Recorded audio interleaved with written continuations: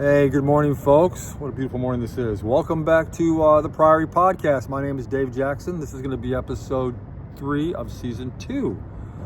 So last night I got to talk to Air Force veteran of 6 years, senior airman, was a crew chief on KC-135R models.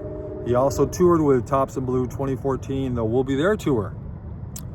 Kyle Maack, folks, aka Kyle McCarty. Now listen. Over the many decades, you get to see some folks take their blessings and their gifts after their Air Force career or after a tour with Tops in Blue and take it to the civilian world and make something of themselves. I.e., for example, Jerry Van Dyke, Frank Gorshin, Terry Weeks of The Temptations, Lane McRae of LaBouche, Khalil Ashante, Ryan Daniel. And it's always great to watch these folks elevate themselves in the civilian world and do something with their craft. Kyle is no exception. This gentleman got signed by Otis Williams of The Temptations in 2017 on the Temptations label. He's performed on stage with The Temptations. He did a duet with Terry Weeks, also a former Tops in Blue prior. His current project is a celebration of Michael McDonald of the Doobies fame, and obviously his solo career and various other things he did in the world of music, called Minute by Minute. I can't think of a person more better suited to accomplish this than Kyle Maack. Just an amazing stage presence and such a great voice. So we got to talk about him growing up in New Jersey. We talked about Philadelphia, his job at WMMR, which is probably one of the most famous radio stations on the planet, as a producer and an intern and whatnot. We also got to talk about his time on Tops in Blue and his tour in 2014. So that was great fun. So we had a great time last night. And so please enjoy my conversation with the one and only Kyle McCarty, aka Kyle Maack.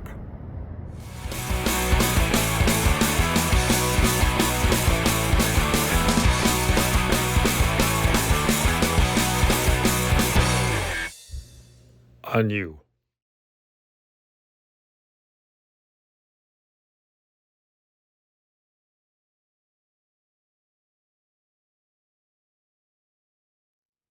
All right, folks, we have Kyle Maack here. Kyle, thank you so much for joining me on the Priory, brother. I really appreciate it, man. Thank you.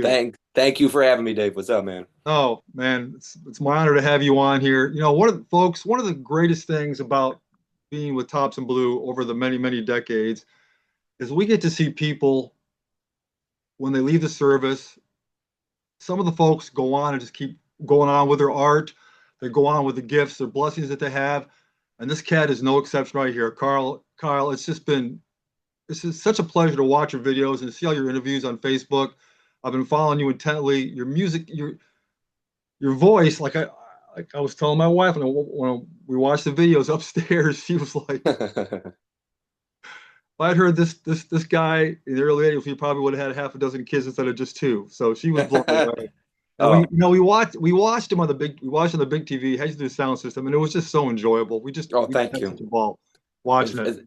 It's always a fun compliment when someone says they probably would have had more kids to you. So that's I mean, always an interesting way to say that. There's some baby making music in there, man. This is so good. It is so good.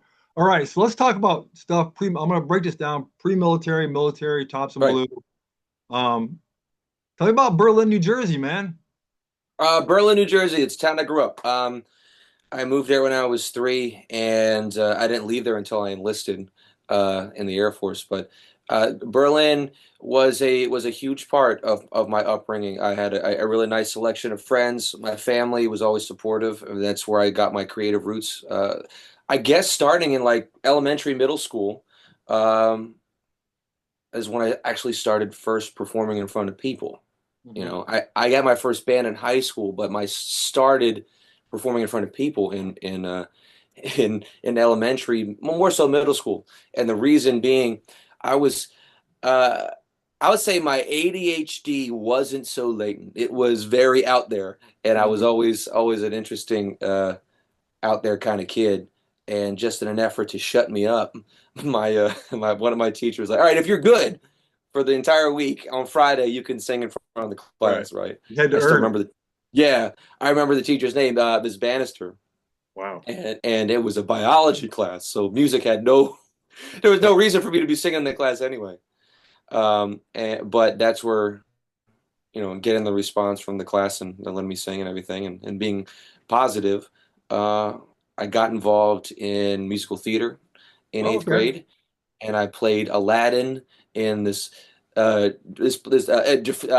played Jafar in Aladdin. That's what I was trying to say. Mhm. And it made sense. I was the tall, lanky, skinny guy with Right. with menacing eyes that it made sense. Right. You Right. but then around eighth grade, right after the musical, Uh, uh, biology started playing an awful trick on me, and my voice started to change, and I couldn't stop squeaking. So right. I didn't actually perform in front of people again for like another 3 years because I was afraid that my voice was just going to squeak. You You know, really took 3 years off? I did actually, Wow. because I couldn't trust what was happening, and even Right. after it settled down a bit, I still Yeah. squeaked for like another couple of years. Like every couple of days, I would be talking to someone, like, "Ah! Oh, excuse me," Yeah. happens sometimes, right? Yeah. Uh, but yeah, that 3 year break from performing really kind of really it allowed for me to build my confidence back up, Right. right? Right. But as far as like Berlin is concerned, I was raised predominantly. I was raised by my parents, but also my grandmother. Mhm. My parents were both responders, and they had a working schedule called the Panama schedule, where they would work essentially the same days on opposite shifts. My dad worked from 7A to 7P, and my mom from 7P to 7A, and a Mhm. lot of the time I was spent being raised by my grandmother and on those days that my parents were working. Right. And my grandmother, uh, one of the things that we really loved to do with each other was listen to music. As she was a very musical person in the church, Mhm. and it ran in our blood. And my dad was also a musician in high school, I was and going to ask, were your parents, any of their vocations, were they vocalists or instrumentalists? my dad can sing. My dad, I've always known him more so as a bass player. Mhm. And he was, I remember being really little and watching my dad play. In fact, music was so influential on my dad. I think he tried to force musicianship on me when my mom was pregnant with me. Oh, okay. Because he would take cans like this and put them on my mom's stomach and like play. I think he wanted me to be a guitar player because he would play like Stevie Ray Vaughan and Eric Clapton on my mom's stomach.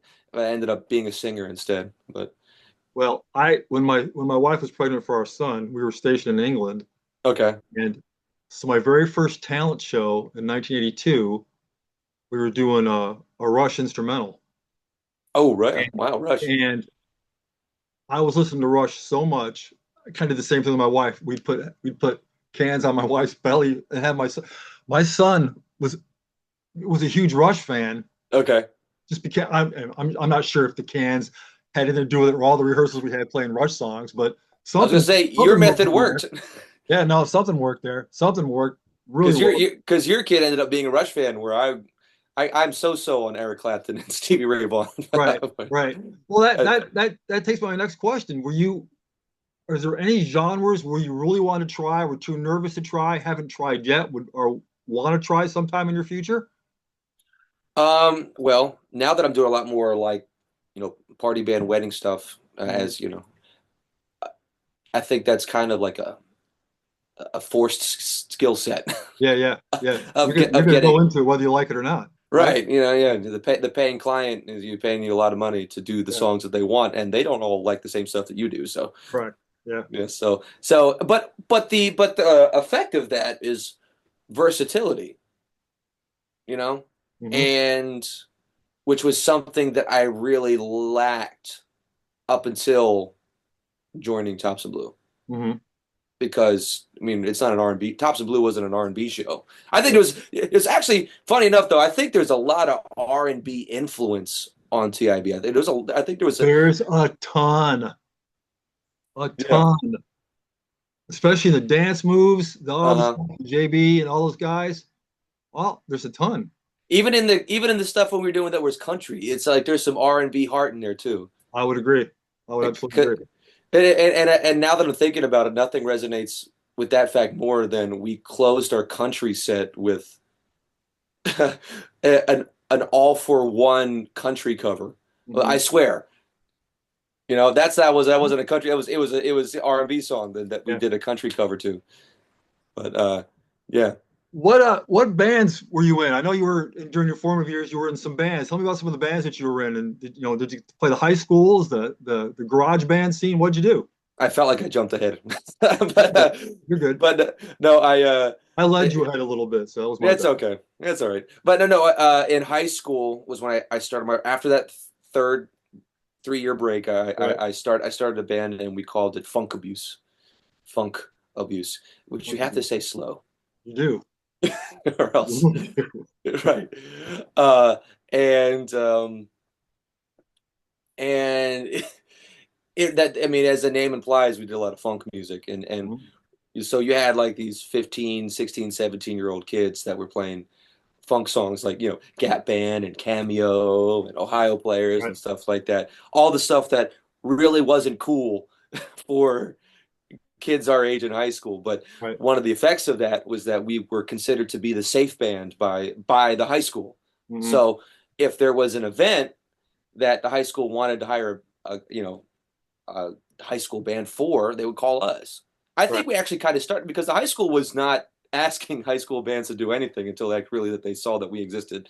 So that was a nice, cool little thing to happen. But yeah, I remember a lot of functions playing outstanding by the Gap Band in high school, and kids like, huh, I see why you're here. Yeah. Yeah. No. Yeah. Makes total sense. Yeah, What? So you didn't do any actual classes in high school, choir, band, or anything like that. Yeah, no. I didn't either, which was one of my biggest regrets as a musician that I didn't start then. I waited Hmm. until my junior year in high school. I became a bass player because of a friend's sister. Right. And Well, he, I don't think I fit in with the theater people. oh, Uh, really? I never felt, and it's hard to describe. There's always um, a character set, a certain way theater folks carry themselves. That I was just like the weird guy, you know. I was a spud. I Yeah, had a face full of zits, glasses, braces, and right. and everyone in theater was just so damn pretty, you know. And and and out it being and something that I had a hard time with growing up was like when I was 7, I was diagnosed with Asperger's syndrome, Right. right, and Tourette's, Hmm. right, and being on the spectrum, I think I've done a pretty good job of navigating my mentality since high school, but back then it was a bit more difficult, and I was Hmm. I was viewed as the weird kid for various different reasons, um, and that's okay. That stuff happens, Yeah, but that did affect my peer group, my friend circle, right? right.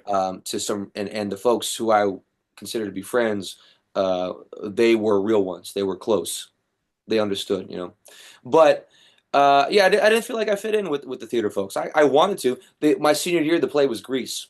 I would have Oh, loved to. I would have loved yeah, to be Danny or even Kaniki or something like that. I yeah, probably could have if I had actually auditioned, but I think by that point I was just like too nervous about it. right. Uh, Did you do yeah. any sports in high school? Absolutely not. I was not coordinated either. Uh, all the So you were someplace between the vocalists, instrumentalists, choir people, and the jocks. You were somewhere kind of wavering in the middle. I don't even think geeks would touch me. No. I was somewhere in the middle. I think. Like, put it like this: I was on the basketball team in 8th grade, Okay. but I wasn't a player. I was the equipment manager. I also, at 6'2" at the time, I was was gonna also say, the tallest person on the team, and I didn't even play. I'm 6'4" now, and I still can't play basketball. dude, I'm the exact same way. I was 6'1" in high school. I grew Yeah, 3 inches after high school. I could not play basketball. I was just all nothing. I could not coordinate anything. I was the exact same thing. yeah. So there's a lot of parallels here. Uh, Hmm. I just I couldn't play. I couldn't do it. I just could not play basketball. I Baseball was my was thing, but Yeah. no coordination for sports whatsoever in this guy here. No, I was terrible. But yeah, in the absence of all that, I kind of navigated my way towards creative outlets in school. So aside from the band, I was also the president of the media club, Okay. which just really kept girls further away from me. Right. And and I did the morning announcements on the high school TV channel and that kind of stuff. And so yeah, I was somewhere in the middle between like the nerdy geeks and the theater kids. And anytime close to a sports area, I was usually filming it for the channel. Dude, you are not going to believe this. I was a cameraman for the TV station in our high school. Oh yeah, that's cool. That was, and That's that's all I did from 10th grade till I graduated high school. I was a cameraman for our local, well, not local, our high school TV station. And it yeah, was all basketball games, football games, all, all that stuff. Wow. This is yeah, really, man, that's crazy. that's really, really crazy. Yeah, that So I know you said your grandmother was a musical influence in your family. Your dad was a bass player. yeah. What was your dad into? My dad was a rocker. Okay. My dad was a rocker, but he also has a soulful side too. Um, but he was, as far as I can remember, he was playing like a lot of like Hootie and the Blowfish, um, some Pearl Jam stuff. Hmm. You know that there was that mid '90s. Did you go through the grunge scene on his bass? I don't remember. I really don't. He had a mullet. I know that. Does that count? Yes. Well, if the shoe fits, right? Yeah. Yeah. Wow. It was business in the front, party in the back.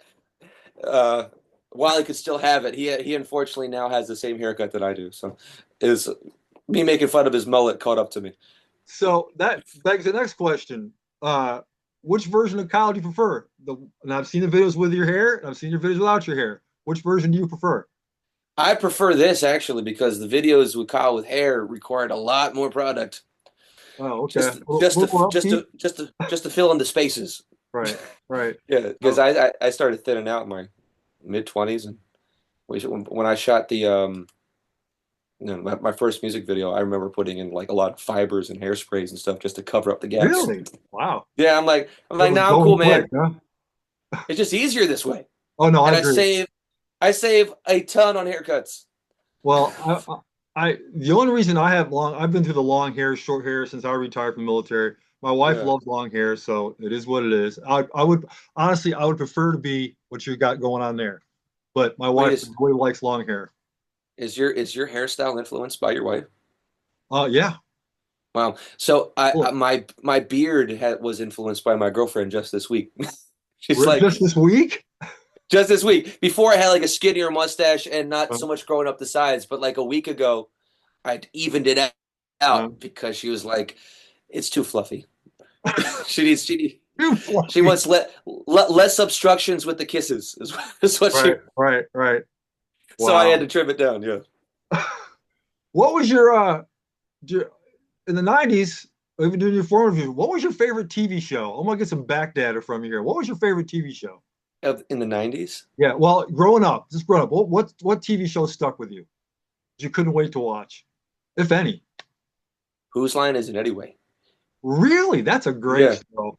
As and I and I was trying to think about it. Was there an answer that makes more sense than that? And the answer is no. Whose line is it anyway? Was the show that I looked forward to all the time. It was on Thursdays for an hour every Thursday on ABC back then. It would air at like 7 and 7:30, Mhm, and then it got canceled. And then ABC Family mhm. picked it up, and so they were airing it every night, and I was watching it every night. Yeah, Something about Whose Line that just the incredible improv comedy of it all was great. And when they it's brought it back, amazing. and when they brought it back on the CW like 10 years after that, I was Mhm. like, "Yo, this is Yeah, awesome!" I miss Drew yeah, Carey, but yeah, you know the show was great on the CW as well, and it was crazy just to see these guys just get older and older and yeah, older and older yeah. to the point where now they all have white hair and stuff. And they just canceled again, like what this past last year or so. So there is a lot of Whose Line Is It Anyway out there. I'm not a huge fan of the British version. I don't think I've ever Uh, seen the British version. No, I'm pretty sure I haven't. Now it used to be on Comedy Central for a while, and Clive Anderson was the host then, and it's just a little different humor for me. Right. But yeah, I couldn't wait for Who's Line every day, every week. So I know you mentioned earlier when we were talking, you gravitated more towards R&B and soul, Right, um, and it's because of my grandmother. right? Because Because grandma, right? Right. yeah, because Yep. I spent a lot of time being babysat by her, and we listened to music, and she had this version of White Christmas by the Drifters that we would listen Mhm. to all the time, Yeah. and and it was just like the wide range of vocals on that Drifters version of White Christmas. You had Bill Pinkney singing bass and Clyde McPhatter singing the high tenor, and these three guys in between making no attempt to blend whatsoever, just Mhm. shouting these harmony parts at the top of their lungs, but it And it resonated. worked. It resonated, right? And I was Yep. like, that is pure soul. Yep. Everyone thinks that harmonies are, well, not everyone, but a lot of people think harmonies are like, ooh, like Yep. quiet blending, Yep. but but it was this R&B that derived its sound in gospel, Yep. that resonated so much with me that from like there, the discovery of Motown Mhm. naturally progressed and formed a huge part of my life. So once you got that bug, the Motown bug, did you just go back and just start researching? Did you go back through all the stuff from the Motown days? Did you just like buy everything up? I tried my hardest, and I mean, not, I'm not going to kid myself. Specifically, it was the Temptations Yep. that I resonated with the most, and because of me liking old school R&B, and eventually doo-wop before discovering Motown. Like the Mhm. first CD I ever bought was a CD called Street Corner Serenade, and that was just all doo-wop, and I mean like classic doo-wop. So me having that interest when I turned on the TV one day and saw the Temptations miniseries on, Mhm. because VH1 back at that time would have the Temptations miniseries, the TV movie on like every week. Yeah. Seems like it It was always sounds, playing. Yeah. yeah, and I just stumbled upon it for the first time, You were and locked that in. I was locked in. I was like, "What is this movie?" Yeah. And the scene that I tuned into it on was when the guy that was portraying Otis Williams was singing Earth Angel down the street with his group that would become The Distance later. Mhm. Um, and to the woman that would end up being his first wife. And I was like, this is so cool. And then the story progressed, and it became the Temptations and the My Girl and Ain't You Proud to Beg and Papa Was a Rolling Stone, all Mhm. that stuff. And I'm like, I was fixed. And I'm like, Yeah. after this movie was over, it's like I know because there's a lot of re-recordings on for that miniseries, and Mhm. I could hear Yeah. that. I was like, there's no way that this is the original stuff all the time.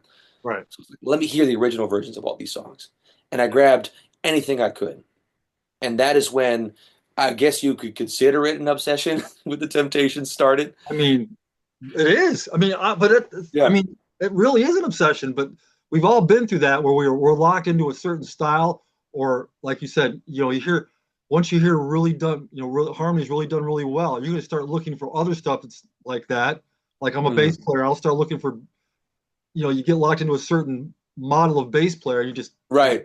for X amount of months, then you move on to a different thing. I Right. totally understand that. So what artist are you looking at right now?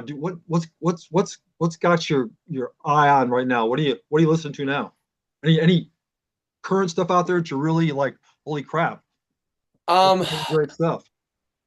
I gotta be honest. I That's a harder question than I would like it to be. Because I think the most current music that I listen to would be the contemporary releases of artists who have been around for a while. Oh yeah, okay, Um, yeah, I just don't know. I haven't found. Every once in a while, something will pop up that will pique my interest. Um, but it's usually when current artists are doing something that's recycled that it piques my interest. And it's well, it's got a nostalgic feel to it, right? yeah, Yeah, I yeah. no, I agree. I absolutely love that stuff. Absolutely. Do you play any instruments at all? No, no. If you could, if you could push a button right now and do it, what would you play? I'll play the piano. Yeah, I'll play I piano, figured. Yep. because just from the economics of it all, it's like I think one of the reasons why I don't write many songs is because I'd always need someone's help. Right. But with playing the piano, you can transfer your ideas to your fingertips, and then with the technology, you can make that sound like anything.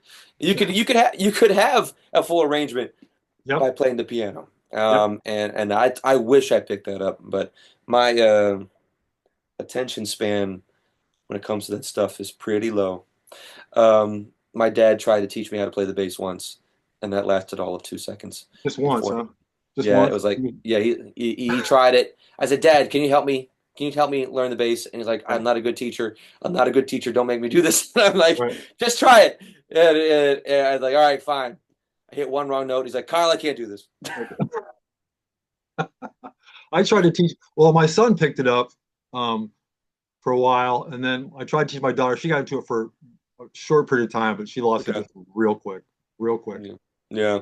Yeah. So your duet with brother Terry, Oh, wow. Okay. I gotta tell you, man, that's the most amazing thing. I I was trying to put myself in a position where I was trying to think. I've been on stage with Lane McRae. Hmm. Some of these folks that have done the same thing you've done, that have taken your craft and just moved on with it and just done great stuff with it. But your duet with Terry is just so amazing. It is Oh, so thank amazing. you. And it's is that to date your dream collab, or what if you had another dream collab, what would it be? Or maybe Terry was it. I don't know if moving forward, if I have a dream collab. I think that was something that I really, really wanted to do for a long time. Um, and maybe Specifically with Terry, or just in general? specifically with Terry, but doing it with recording with the Temptations at all Mhm. is amazing. Well, But it's monstrous, man. It's unbelievable. It's so freaking cool. yeah, it's and it's Terry was and still is a huge influence on me, even before I even contemplated Thompson Blue. Hmm. You know, um, the reason why I joined the Air Force at all, um, over any other branch, was because of Terry's influence. Okay. Yeah, and so having been around him and getting his perspective on the military and Thompson Blue, and then joining the military and having Walt Campbell be my Air Force recruiter just by coincidence. What was your recruiter? Yeah, Wow. All right. yeah. So it's like, yeah. So knowing Terry, talking about Thompson Blue, going to the Air Force recruiter, having it be Walt, I was like, there's too many things that are. It can't just be coincidence here. This is a Yeah. path No that's kidding. destined, right? Yep. Uh, and yeah. So getting to record All I Need with Terry was a full circle Yeah. moment because I credit him a lot with the trajectory of my entertainment life. Mhm. It's hard to call it a career because you know it No. is it is what it is, but it's like when I don't know, when you think of the word career as a certain level up, Uh-huh. and Yeah. I'm not exactly where I want to be, Hmm. but I feel closer now to it now Yeah. than than Right. than than before. But if it wasn't for Terry and you know a lot of some other folks, Terry's very specifically, a lot of things probably would have happened. Right. So Had you seen a Thompson Blue show before you met Walt, or before you even met Terry? no, No. no, no, no, no. Um, it was huh, I, it was purely research that led me to the discovery of Thompson Blue. I think I found when I was looking over branches to join. I got out of high school. I had no collegiate prospects. Oh, this Uh, is so weird. I had no collegiate. I kind of graduated on the skin of my teeth because I was so focused on the stuff I wanted to do. Now, when people say that, it's like people like I wasn't paying attention to school because I wanted to be out there in the streets. No, I was fairly focused on entertainment stuff, right? Right. Creativity had my heart and these The scholastic parts, unfortunately, were Mhm. not really piquing my interest, and it really showed up on my report card. So it was well, I think I was lucky to graduate, Yeah. but with college not really being on the horizon, and I had just gone through like a crazy breakup that really it was my first relationship that and then when she cheated on me, I was just like I was so devastated because being a kid with Asperger's not really lending itself to a lot of relationship opportunities, but Mhm. um, when it finally happened and it ended up being a lie and craziness, I was depressed. I was on the couch all the time, and my dad was like, "You got to do something. Right. Get a Gotta job bounce or get back. out. Got to get a job or get out." And I did both. I did both. And so it really helped because like I was depressed, man, all that relationship stuff. But I was depressed, and I needed direction. I needed something, and nothing force fed life better than basic training. Right. But the only reason why I chose the Air Force over anything else was also the rumored heightened comfortability of that specific branch. Yeah. But Yeah. but then That's a also standard pitch. yeah. Pitch. Yeah. But then also discovering through research Thompson Blue. Wow. And I knew Terry was in the Air Force. Right.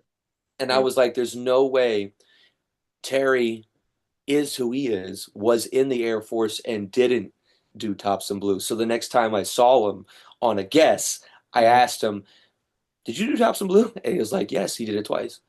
And so that's when he was telling me all about him. And then he told me, "I think you'd be good for it." So Yeah. like, all right, cool. And Yep. so that is when I made my decision because of Terry to join the Air Force for the sole purpose. If I was going to be in the military, I wanted to be in the branch that had Thompson Blue. Wow. And And so, then you went in as a crew chief. yes, because we know that Thompson Blue is not an actual job. Um, Yes. you But I know, was curious as to why a crew chief though. Did you go in open or did you select crew chief? um, I think what the category was, it's not, it wasn't, we couldn't call it AFSC. Whatever the preliminary category was, that it was called Open Mechanical 44. Yeah. Yeah. All right.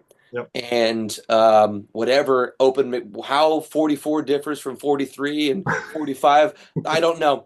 But whatever it was, I went to basic training on that.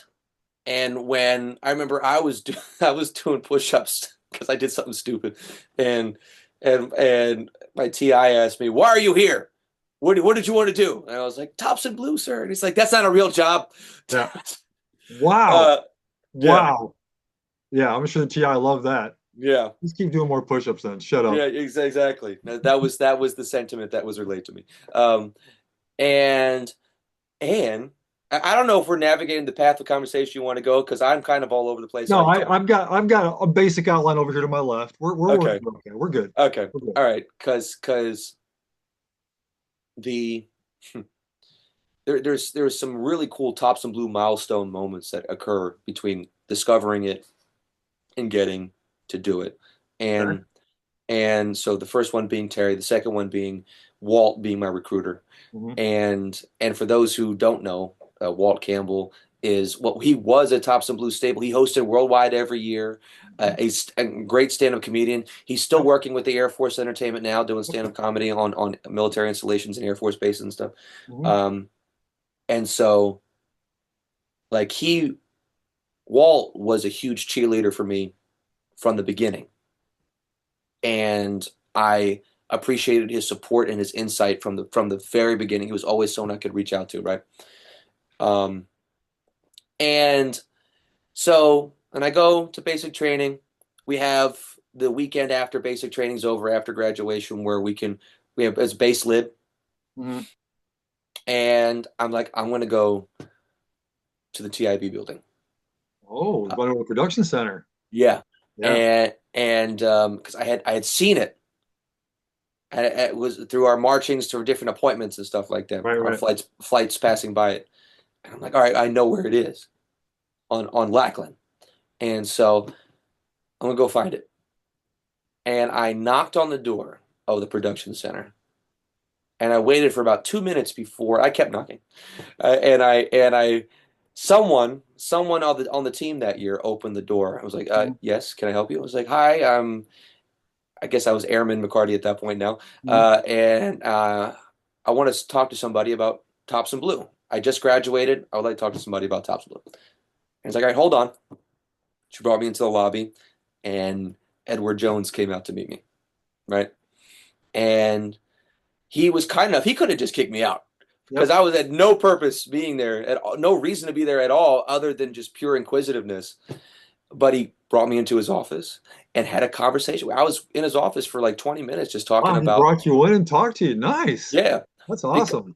And this story comes back again later, but during staging, but he talked to me about Tops and Blue, the process, and everything that all the questions I wanted to know because I mean Terry had memories back from the 80s, Right. Yep. right? And I got so much about the staging process from Walt, but even his memory of it in certain aspects was was different. Edward Jones is right there on the ground floor getting it done at Yep. that moment. He had the newest insight, and Yep. so um, talking with him, very gracious to talk to me. Um, That's a good man. yeah, he told me to keep in touch and to keep in touch. And when I was ready to start the audition process after I got established where I was going, we can restart the conversation. And I felt really good. And I eventually went to tech school in Wichita Falls, Texas. And what the name was that base? I forget the name of the base That already. would be so I had to go there for basic electronics. Shepherd. Yes, Shepherd. that crap hole. Yeah, I was down there. Correct. Yeah, I don't know. I Correct. don't know. I don't know how censored I have to be, but I No, wanted to say something you're else. fine. No, Okay. I'm scooping what you're dumping on that one, brother. All right. Cool. Yeah, and there was a lot to scoop over there. Yeah. There it was. Yeah. Anyway, so I couldn't get out there quick enough. My next duty station, my first duty station after tech school, I trained on KC-135s, which was refueling jets. That was Really my first old. jet. That was my first jet, brother. This is so Really? good. But Okay. having said that, KC-135A models. Oh, see, the thing is, I CRs. don't even remember what that is. So What is the it? A model, just for all you jet nerds out there, the J57 engine, water injection. It wasn't a fan engine, water injection engine. I know you're saying Wow. water injection, Dave. What's up with that? Yeah, water Wow. B-52Gs, and KC-135As have water injection jet engines. Wow. Yep. So, what was the rest of the Flintstones like? Yeah, Um, no kidding. Yeah, no kidding. They didn't start wow. getting yards at Castle Air Force Base till right before I left. Okay. Yeah, but I worked on old A's. Yeah. Wow, man, that's crazy. So you're familiar with the boom pod and everything, and Oh yeah, I was run certified on bombers and tankers. Yep. wow. Yeah, What I was ran your AFSC specifically? jet engines, jet engine Okay, technician. you were a pointy head. Yep, exactly. But Okay. having said that, getting back to your whole crew chief thing, so I was at Dover for many years, and I became a DCC, a dedicated crew chief on a C5. I had a tail number for a year, so I got to Wow. fly for a year.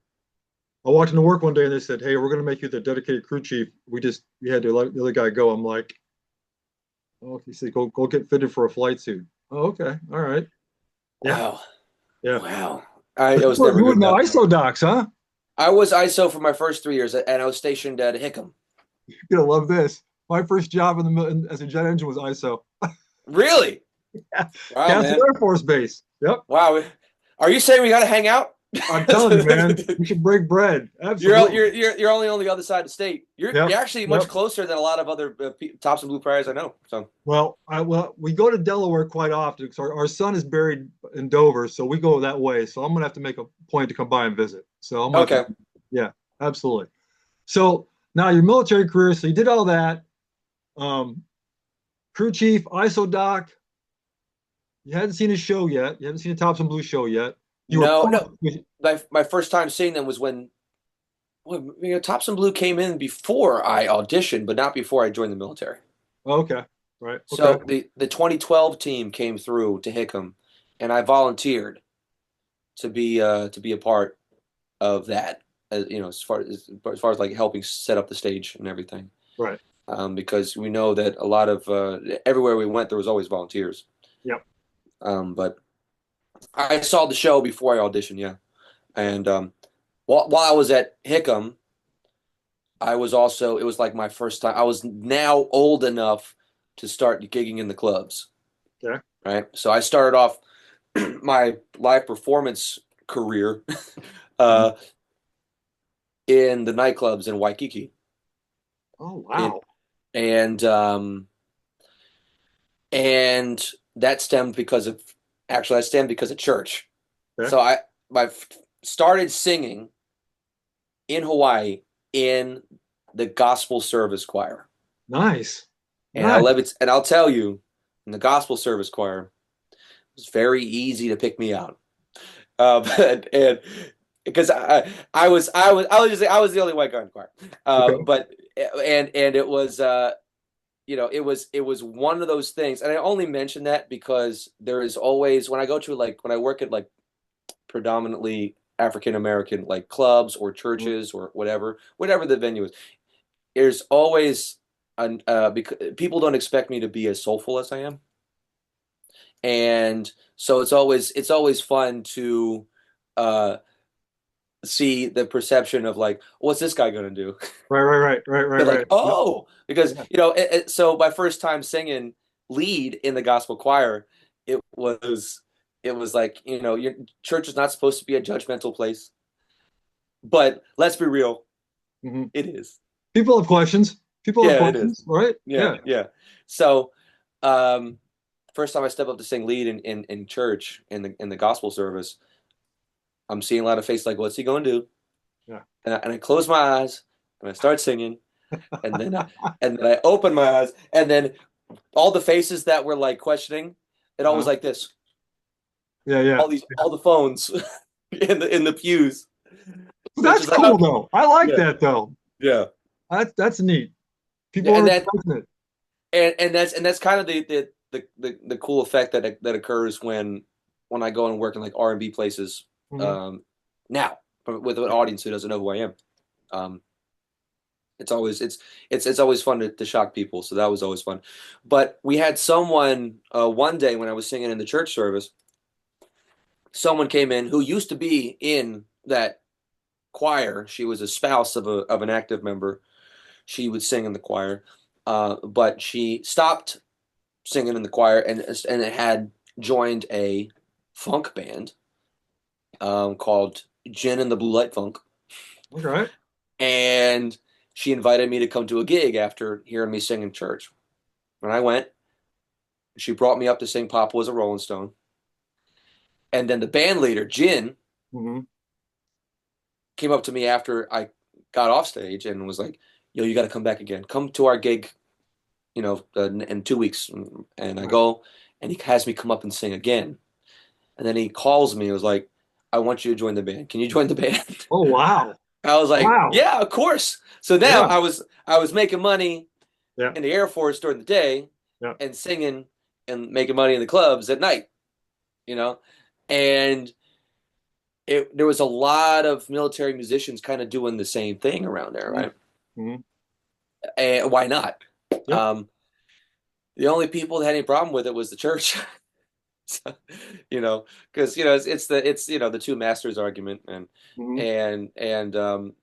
I think my pastor at the time wasn't really appreciating the look of me singing R&B music and baby making music, Hmm. uh, at night and then waking up early the next day to sing for God. Right. Um, but you know, you can have your perspective on that. Mine differs, and it was that whole time in Hawaii it was such a huge learning lesson and primed me ultimately Hmm. for when Thompson Blue needed people, Right. because I wanted to audition for 2013 after 2012 came, right? But I hadn't done that much performing live in front of people then. I knew what I was capable of, but Hmm. I had self-doubt and fear. So I kind of pussied out, if I Hmm. can use that, You're fine. uh, out of applying to audition for Worldwide, that year. Hmm. Um, and actually, now that I'm thinking about it, I don't even know if it would have worked because I forget when Tops and Blue 12 came to Hawaii and when did Worldwide Talent Contest happen over the course of the calendar year. I don't remember. So typically In conjunction with the tour that was currently on tour, right? so, So yeah. So typically they were in January. During that time period, they were in January, I want to say. okay, Yeah. okay, all right. So that makes more sense because I was trying to figure out how my story was making sense because the folks on the team were saying, "Yeah, audition for next year's tour," Mhm. and I was telling them about myself. I was like, oh, okay, I'll think about it. And it was because it was supposed to be the 60th anniversary tour of Tops and Blue, Right. and and and it was like my mind. I was like, man, I don't know about the 60th. Maybe I'll try for the next one, but maybe not the 60th. I don't know if I'm good enough for that because That's a it big was deal. just 60 is a the big cons. deal. Yeah, it's an intimidating prospect, and Yeah. I was like, oh man, I'll just get the next one. Yeah. Let's get the next one. Or That's uh, great. not and when I say get the next one, I mean audition for the Yeah, next I one. do. Not Yeah, I know. I like how you phrase it. Though. That's great. yeah. So It took me from 1980. My first talent show was in 1982 in England. I uh-huh. didn't make it to my first worldwide till 91. Hmm. That's how long it freaking took me to get to worldwide. Wow. Yeah. I mean, there was a break in Castle Air Force Base. So from 90 or 84 to 97 or 96, I didn't do anything. No, 84 to 86, I didn't do anything. Started back up again in 87, but Yeah. it took me all the way till 91 before I finally got to that level. Went through all the MagCom levels, but took forever to get to worldwide. That's the day when there was 3 nights of 120 acts a night at worldwides. Yeah, it was Wow. huge civic centers. Barry White was a judge at one of my performances. Oh wow.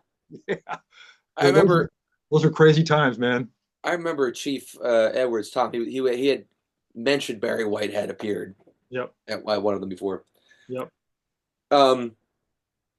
So yeah, the prospect of 60th anniversary tour was very intimidating, and I thought I wasn't like, there's no way I would make it, so I'm not even going to try.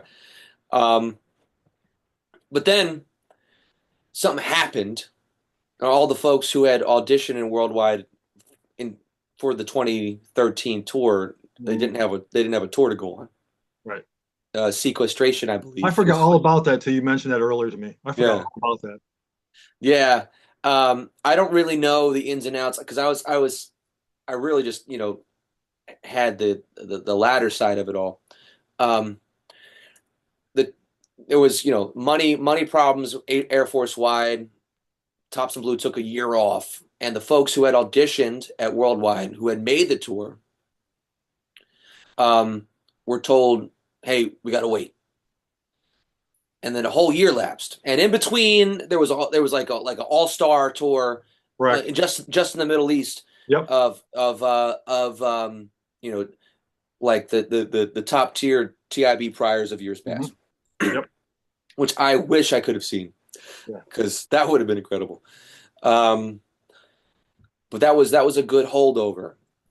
What ended up happening then was that when Tops and Blue got reactivated, the tour, the 60th anniversary tour, went from 2013 to 2014, and they just picked up where they tried to pick up where they left off. But what ended up happening was that there was a whole bunch of folks who could have done the tour in 2013 that could no longer do the tour when Yep. it got moved to 2014, and so some first place folks couldn't do it, some second place folks could do it, and then but they were running out of folks. Yeah. Some the people that they wanted to ask, not all of them were available. So I think they did something, and I mean, correct me if I'm wrong, but I'd never seen it before. Granted, I probably wasn't even aware, but they had put out ads on Facebook and on the Air Force Times or the Air Force portal or Mhm. whatever the internet Air Force site was, right? I don't know if they had ever done that before, but I Not to my remember, knowledge. okay. Not to So my knowledge. I kind of figured it might have been, but I'm not exactly sure. But they put out ads looking for male vocalists, Right. and my mom sent it to me, and some other Air Force friends sent it to me, I was like, you got to do it. And I'm like, no, it's still the 60th anniversary tour. I'm not going to be good enough. Ah. And I was like, stop being a pussy. Right. I Just just do had it. to Just do just it. do it. So, but what that meant was they were looking for people to submit video packages. Right. And so I was a part of a handful of male vocalists. I think there was at least three of us. Because it was me, Andrew Ross, and Jeremiah. And I think there was three of us who ended up making the tour who never auditioned at Worldwide. Mm.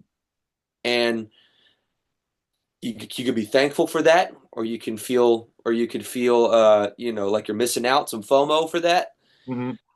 I heard the stories about Worldwide, and I was like, "Thanks for the fast lane, folks. I'm cool with it," because Yeah. that just seemed like a whole lot of anxiety that I probably was probably going to Worldwide hurt is a me. ball and also stressful, Yeah. but for a prior, it's like a family reunion again. But it's Yes. it's a lot of hard work. But I can see your point absolutely. I can Yeah. see your point totally. What was on your Because what was on your tape? What did you audition with? oh man. So I had a video. I sent two videos, maybe three. Oh, It was like a reel. Um, and I one of them was a song called Grateful, which it was actually just a video of me singing in my dorm room with someone playing piano, and it was a gospel song. yeah, And then I had a video of me singing "Get Down on It" by Kool and the Gang live. So you had all the things that my church was worried about. You had the clubs here, and you had the church right, video here, right. uh, and um, and then a third video I can't remember what it was, but I submitted it that morning, and that evening I got a call from Jerry. Same day. Yeah, Jerry, right? Jerry, yep, Jerry. Yeah, I'm sure it was probably Jerry. Yeah. yeah. It was, Jerry or Ed. yeah, no, it wasn't Ed. I believe it was Jerry. Yep. Because Terry wasn't calling anybody. Terry McGee wasn't calling anybody. I don't think. Um. Anyway, so no, Jerry called me and offered me the spot in TIP. I was like, yeah. So then I just had to pretend like I didn't get that phone call so that my commander could feel good about telling Right, me the good news. right, right. You had to keep it to yourself until the Yeah, official chain of command got notified. Yeah. yeah, yeah. And man, it was a fun time for me, and my leadership was pissed off. Well, that was my next question. Did they fight it? Uh, no, no, because it was a good look for the unit. Correct. It was just a bad look for the work. Correct. You know. Somebody has to take your spot back Yeah, at the dock, I right? think they were just. I think. Well, I had done it without telling. I had auditioned without telling them. But Oh, I had submitted yep. that package without I telling wouldn't have. I because wouldn't have told them. yeah, me. I mean, why would I? I was like, hey guys, I'm No. going to send this email, right? No. So no. So what I did, I said it myself. I responded myself, and then they found out when my commander found out. So Wow. So um, your tour, the 60th anniversary, what was it called? The We'll Be There tour. That was called the title of the tour. We'll Be There. yes, yes. Yeah, that is what it was. What it should have been was we won't be there for much longer tour, but Yes. that was Yeah. Yeah. End of the road tour. Yeah. eh, it was only got So one more year after us, and that was it. explain to the folks. Let's pretend we're talking to people that aren't in our circle of priors. Okay. What is the difference between a TIB tour and a standard conventional tour in the civilian world of that size, of that scope? What's the biggest difference between those two worlds? Oh, I think there's a lot of differences. You have the TIB tour being framed under it being military entertainment informs a lot. Mhm. Um, because most tours on that scale have their own roadies. There you go. There you go. Yeah. Your own roadies. They had their Right. own roadies. Right. People And don't understand what we had to do. no, no, and trying to explain that to people who don't know what Mhm. TIB was or what it was like or anything. Mhm. There's people, you know, I often get complimented uh, for certain aspects of my professionalism when working with other people, and it was all thanks to Tops and Blue. Right. And the people I had in my mentorship circle, like the Temps and the Spinners and those folks and the Four Tops. But I would say like in my root training is Tops and Blue, right? Yep. And you learn how to put a show together from the ground up. Yep. And so you come out of that process with an understanding that a lot of musicians doing the things that we're doing now around here, they just don't get. They don't understand. But yes, being your own roadies is a hell of a thing. Yeah. It makes, especially in the beginning of the tour, because it makes for incredibly long days. I remember our first show, we didn't even finish our setup that first day. You know, Air Force Entertainment was smart in the fact that they didn't make you perform Mhm. on the first day you set up your stage. Right. You know, that first one, you're spending the entire day learning how to do it, Right. Yep. and then you'd perform the next day and tear it down afterwards, right? Um, but yeah, I remember our first stop. We didn't finish the setup by the end of the day. We had to finish that morning, the next morning, and then perform. Yeah. And then Yeah. tear it down, figure out how to tear it down and get in the truck. Yeah. Oh yeah. Yeah. Oh yeah. I when I talk to priors about in the aggregate, all tours, we all have the same troubles on tour. There's always the same issues on tour. Um, some casts gel really well, some casts don't gel really well. Sometimes the band gels really well throughout the whole year. Sometimes the vocalists are kind of clicky, and they're as a group they're their own little entity. Did you have any in the 2014 tour? I know I talked to I talked to Chief Felcher, Get Andrea on. and I know there was some tough times in the 2014 tour. From what I understand in the aggregate, all tours have problems. How was Yeah. your tour for you? How was that Well, tour for you? I think Andrea's perspective was specific to her because of her leadership position. I would agree. I would absolutely Yeah. agree. I would absolutely agree. She had Uh, different things to deal with. yeah. So it's not like, we had problems on an individual basis, and she had to tackle 40 of them. Right, right, right, right. So, Yep. so with that, my tour was fine.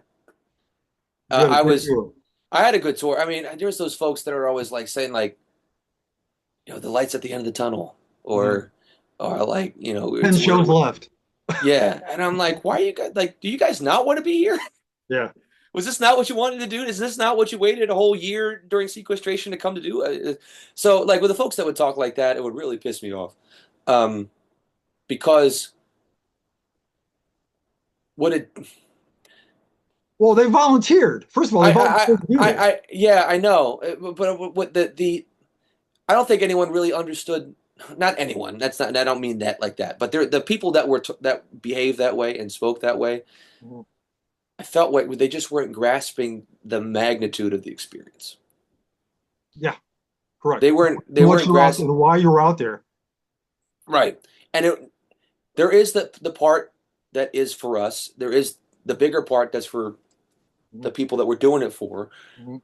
But even from the perspective of what's for us on an entertainer standpoint, I mean, it makes more sense if you're doing this because you can sing or you can dance and you can play, but it's not what you want to do long term.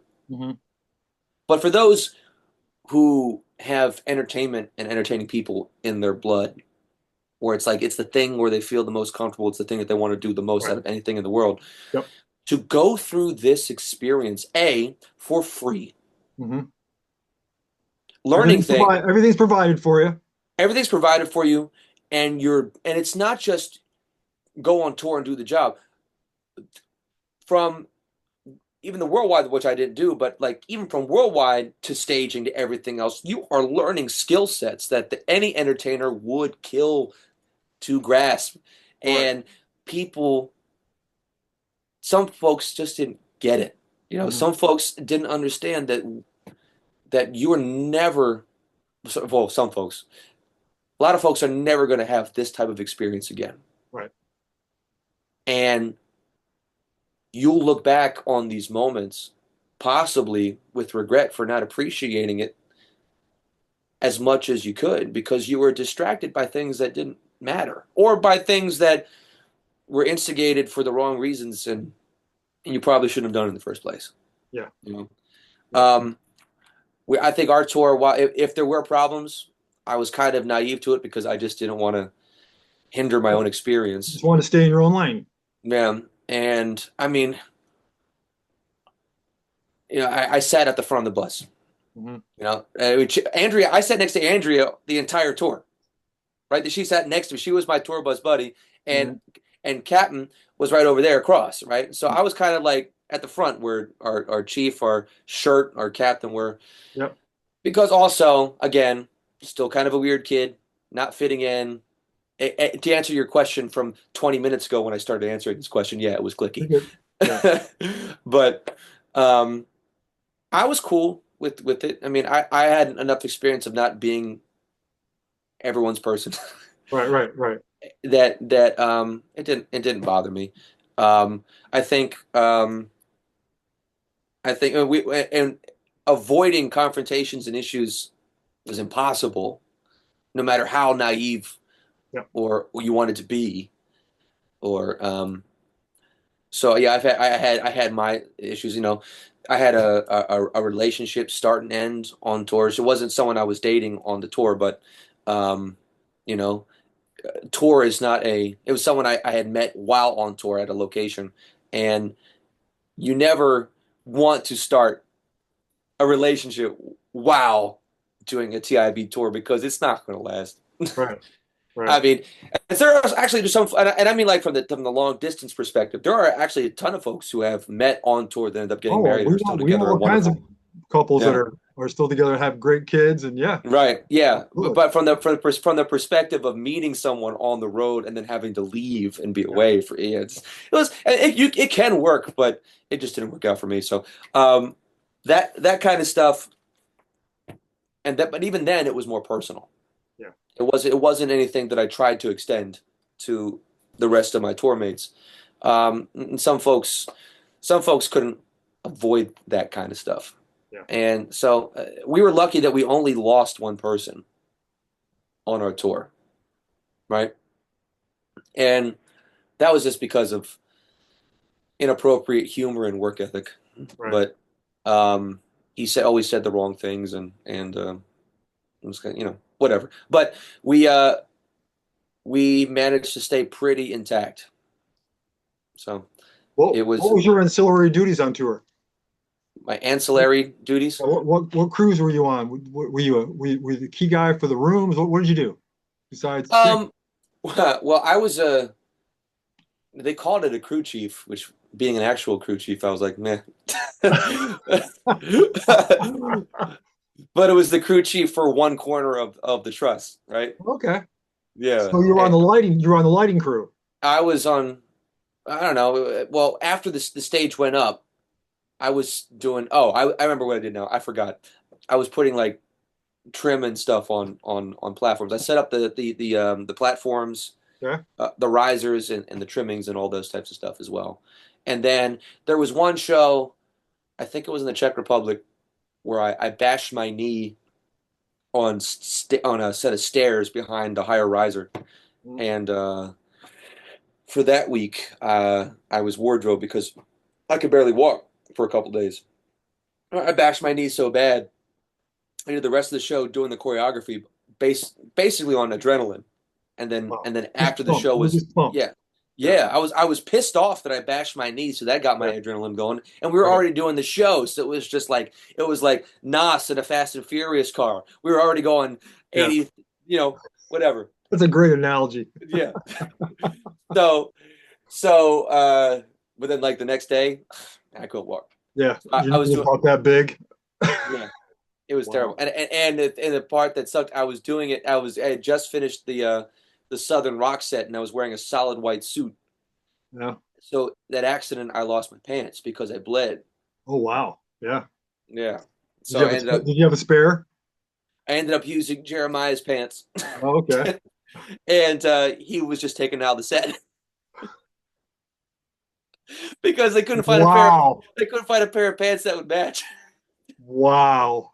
Yeah. Jerry tried to buy a a um a pair of white pants, but she didn't realize that they weren't white tuxedo pants, so they had like a white stripe down. Oh, It was like a lavender white, not lavender. It was like a shinier fabric white stripe on white pants, and it uh-huh. didn't match the suit at all. So it was like, Bad. all right, we don't have replacement pants, Jeremiah. Give him your pants, and you're out of the set.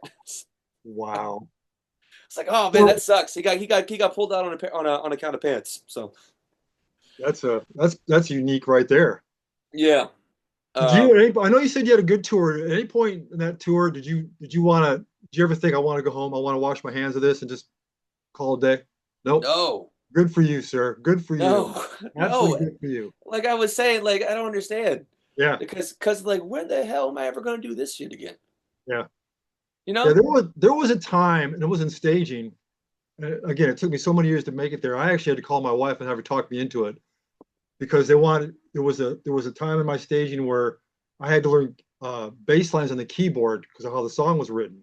Right, I never played a keyboard in my life, and I was already swamped learning a zillion bass lines that may or might not get cut out of the show, right. which we all had to do, obviously. And I had to call my wife and have her talk me into talk me down Wow. because I it was there was a point in time, but it only was during staging, never on the road. It was during staging. Yeah, I don't know about. I never experienced that type of thing in staging. At least hearing other people talk about it, but I know there was quite a few, more so instrumentalists Hmm. that had that "I want to go home" kind of vibe going Yeah, on at some point, and it tended to be more so the folks that had families. yeah, yep. You know, Oh yeah, absolutely. Yep. when you're 20, I was just recently 22 at the Hmm. time, right? And really no one really to go back home to, no responsibilities. Now that I was on permissive TDY, Right. I didn't have to go back home for anything. I just enjoyed what I was doing. Yeah. There was nothing that was pulling me back. Yep. You know, nothing like that. I don't know.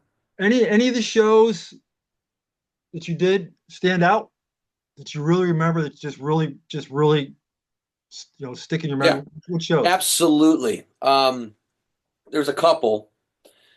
Um, and there's a couple that are for very stupid reasons, but I remember one. I'm gonna level of importance up, Okay. from least to most, right? Mhm.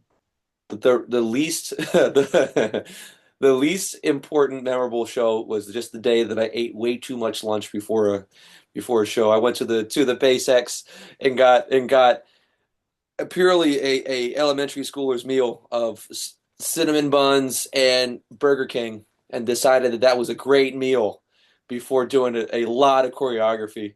Wow. And I was just like, ugh. Dude, it was a mess. I think we were in Alaska then, right?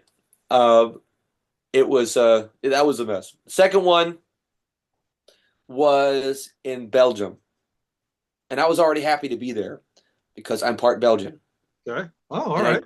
and I don't know very any other people that have any Belgian roots at all. I- So it's very likely there was some relatives nearby. We just didn't have any opportunity to mhm. schedule a meetup or anything, but that was a venue in Belgium. It was a club venue in the middle of a local town near the military installation, I think. I really don't know how close to. I don't know what the home base in Belgium was because where the closest military installation we were staying at was. But regardless, it was the second floor, and we had to load in from a second floor window behind a bar, right? So it was. You imagine the track from the back of the trailers, right? Uh-huh. Usually you want them to go down, but Yeah. the track was pointed up Oh, towards the window, so you're pushing shit out of the truck. I keep cursing, yeah. putting stuff out of the truck up Oh, the window, and yeah. then over the bar onto the floor. And it was a miniature version of the stage, which means that we had to smartly preload a trailer with the stuff that we were only bringing Right. to that show. Yeah. Um, oh my gosh, I'm getting like vivid like picturesque, like flash, Flash. yeah, Yeah. of certain things. And to be honest, I haven't thought about certain specifics in a really long time. Yeah. Well, a But lot of it's a blur. yeah, I have we did 120 shows, 28 countries, and I can probably think of 3 shows that actually stick in my mind. But those stick in my mind because of weather, not because of right, outdoor shows, weather, storms, part of the set blew down, stuff like that. right. Yeah. The one I remember the most, we were playing, I believe it was Clear Air Base, Alaska. Yeah. Have you ever been? You've been there, right? You've had I to. don't remember clear. Elmendorf, King Salmon, Eielson. Okay. I Oh don't yeah, remember been to that name. those I don't remember that name though. because it was a tiny, tiny radar base, right? Okay. The base populace was like 200 people. They need it the most. Yeah. Absolutely. Yep. And and I remember Ed came out for that run. He rejoined us in San Mhm. Antonio right before we were flying to Alaska. Okay. We had made a stop at Lackland for something, and then we were headed to Alaska for the first time. Edward Jones came out, and he was there. We did the show at this small officers club. There was more people on stage than there were in the audience. um, and after the show was over, before teardown, all of us had dinner. Hmm. Prior to dinner, um, the commander of that base came and he only had one coin to give, and he gave it to Edward as a representative of the program, so that he wasn't trying to single out one person and leave anybody out on the team. Right. And I was talking with Ed at dinner, and we were just conversing, and I was thanking him because I had a bit of a hard time in staging as far as like ego, right? And it wasn't like I was trying to be, I don't know. My perception of my own ego, while I could see how it was difficult for some folks, I think I was trying to prove to myself that I deserved to be there. But Hmm. what it came across as a lot was a lot of like resume listing, Yeah. Right. and also, I mean, if I'm going to be completely honest, which I should be, um, being in Hawaii, being, you know, the soulful white guy in the gospel chorus, the choir, and being like a big fish in a small pond as far as like club acts go. Hmm. You know, I went see my perception of myself and my ego when I was that guy that visited the TIB building right out of basic training, and the guy that showed up to staging. There was a whole year of ego boosting in between. Right. You know what I mean? Yep. And Ed would let me have it in the way that Ed Jones would let anybody have it who was causing a problem. Yep. You know, Ed's I remember brilliant at that. Ed is brilliant at that. and I remember there was one time I came. We were doing My Girl in the show, and we had changed an arrangement where there was an intro step that was learned, but then the intro step was taken out, but then it was getting put back in. And I had a suggestion for an intro step when I was not asked to Oh, provide one, yeah. Yeah. and that was an interesting day. Yeah. That didn't go over real well, did it? No, not at all, not at all, not at all. You know, I really learned the concept of staying in your lane. Yeah. Yeah. Not, and it was funny because I learned how to stay in my lane not out of understanding why it was important, but out of fear of being yelled at again. Here. Yeah. Yeah. You learn a lot. You learn those lessons real quick on TIB. You learn those Yeah, lessons very, very quick. yeah, and so there was quite a few moments like that where I was like, where my and I have a feeling that a lot of me understanding certain processes has a lot to do with being on the spectrum in ways, Hmm. and that has been a 100% part of my mental processing for a lot of things for the entire duration of my life, right? So, and the thing is, like, no one is supposed to know that because I couldn't have joined the military if I had let that be known. Yeah. It's a disqualifier. I didn't even tell Walt. So, Oh, all right. yeah, Great yeah, breaking news. All right. yeah. So, but it didn't impact my ability to do the job. Right. It was just about, interacting with people and then social cues and processing of information, right? It's a little different. Hmm. Um, and one of the things that I still struggle with, if I have a mental idea of how something is supposed to go, any deviation away from what was, to me, the plan Hmm. is met with panic. Oh, yeah, yeah, yeah. I understand that. You know what I mean? Yep. That's an internal panic. Yep. And I still deal with it now. Yeah. My girlfriend is she's tired of me every time something doesn't go right. you know. Um, but especially with like moments like my girl, right? So me having that idea for the step comes from what I have always only thought my girl to go because of my experience with the Temptations, right? Right. Right. Right. It Yep. was a temptation step that I was suggesting, never understanding that, hey, it's okay that it doesn't go like this. Just because you think it should go like this doesn't mean that's the way it's supposed to be. Right. I had a lot of moments like that, but I've gotten a lot better at that type of understanding because of Thompson Blue. Right. So anyway, fast forward to Alaska, talking with Ed. We were just conversing, and he had uh, voiced his appreciation for my growth, Very nice. and told me that I was a much different performer and team worker than I Yeah. had been in staging, and I really appreciated that. And he gave me the coin that the commander had Oh, given him. very nice. Well, he saw your growth, man. That's Yeah. awesome. That's And great. I had and up until a couple of years ago, I still have it, but I took it out of my wallet because it was hurting my ass. But I was traveling with that coin in my wallet wherever I went because it was a good reminder of growth, right? Yeah. You Yeah. know, but I still have the coin. It's just not it's not poking my butt anymore. Yeah. So yeah, that was definitely the most memorable show for various reasons because of where we were, the audience we were performing the show for, and the very pleasant conversation I had with Ed That makes afterwards. total sense. Yep. Yeah. What was your favorite set during the show? Oof. Um, we had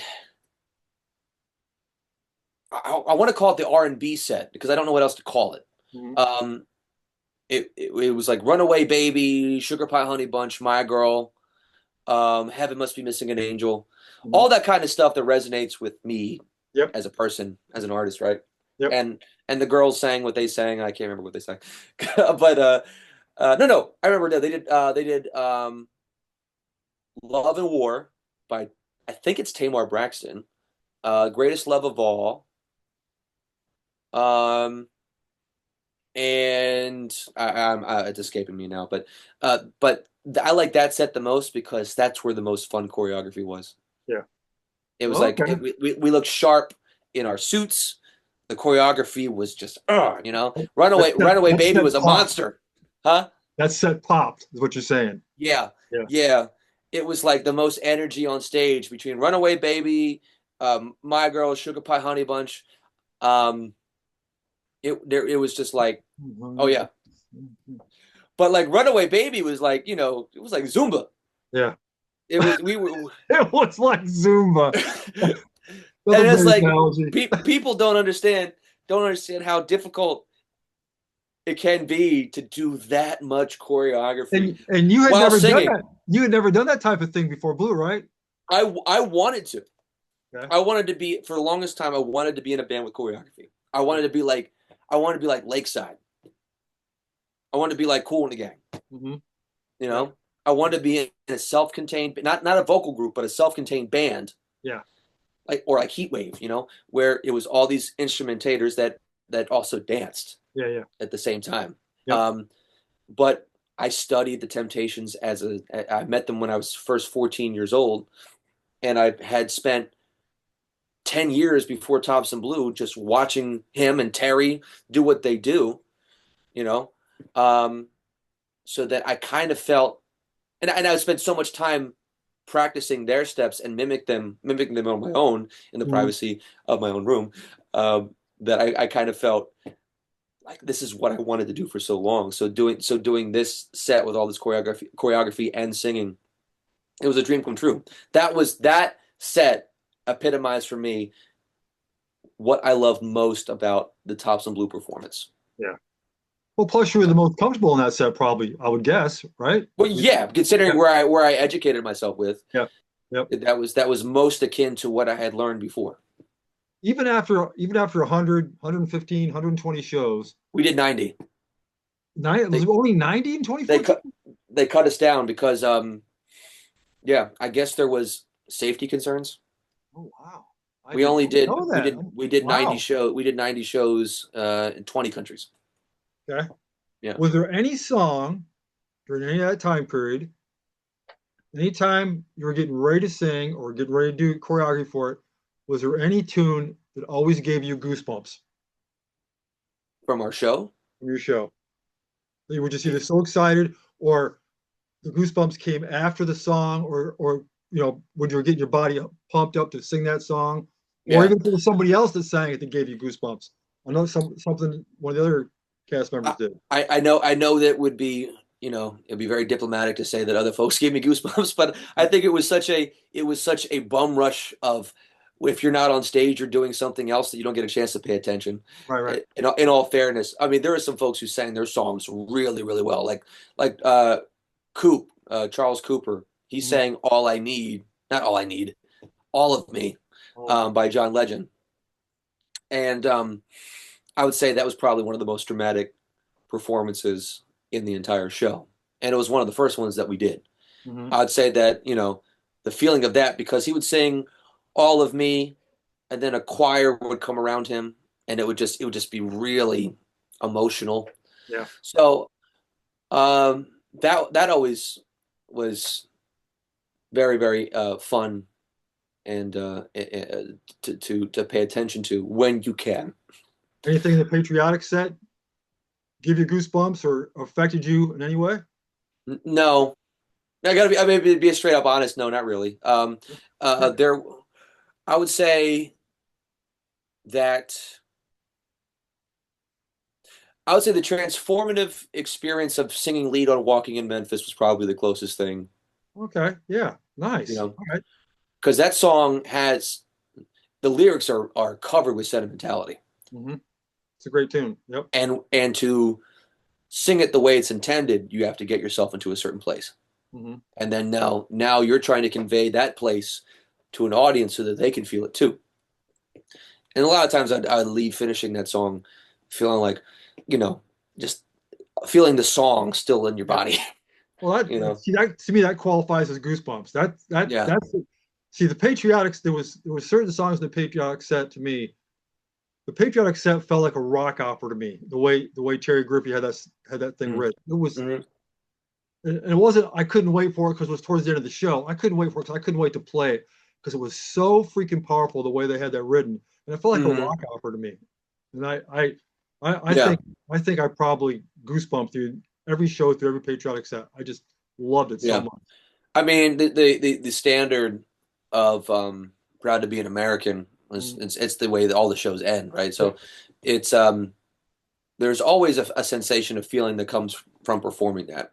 Mhm. But it's not long lasting because as soon as the song's over, it's ba ba ba da ba da ba ba Yeah. ba ba, and you're Everybody's down to off. the front. Yeah, Yeah. you guys make sure now. All right, back to being in step and make sure you're Yeah. bowing in right, Yeah. right time, whatever. And so, actually, I don't think we ever bowed, right? We didn't bow in our We didn't show. know.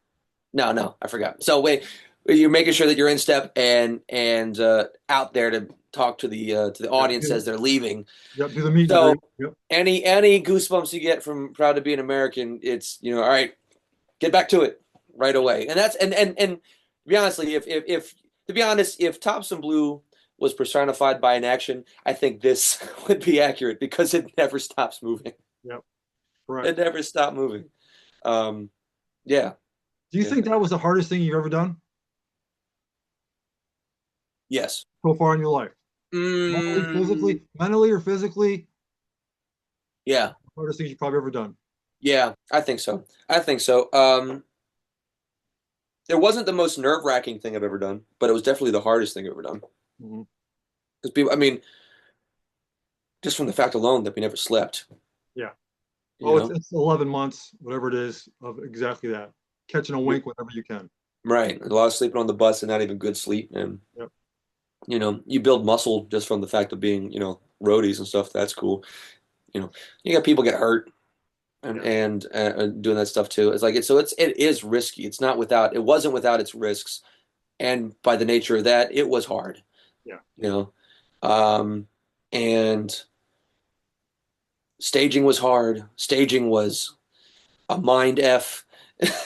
It was in that way because it's like all that basic training was for breaking you down to build you up for the military. Tops and Blue staging was for breaking you down to build you up as an Oh, entertainer. I've said many times in this, and I believe on this podcast that it was musical basic training for me because I was the guitar player and I were the least capable music readers. So we had to. Uh, So when we went back to the dorms at night at 3 o'clock in the morning to be back at 8 or 7 or yeah, whatever it was, him and I would have to go to the day. We went to the day room because we had to catch up with the people that could read music, right. the keyboard players and the horn players. So it was literally musical basic training, specifically for Yeah, me. I can't speak right. for all of it. It was very, very tough. Very, very tough. Yeah, as a vocalist, we didn't have to deal with the reading part of it if we didn't want to. I mean, it was Mhm. all being taught. I think the basic training. I don't know. I mean, Well, the base. dancing basic training, your choreography for sure. Yeah, yeah, and I was slow with that. I Mhm. was slow with that because there were some things that like once I actually learned how to do it right, it was so easy.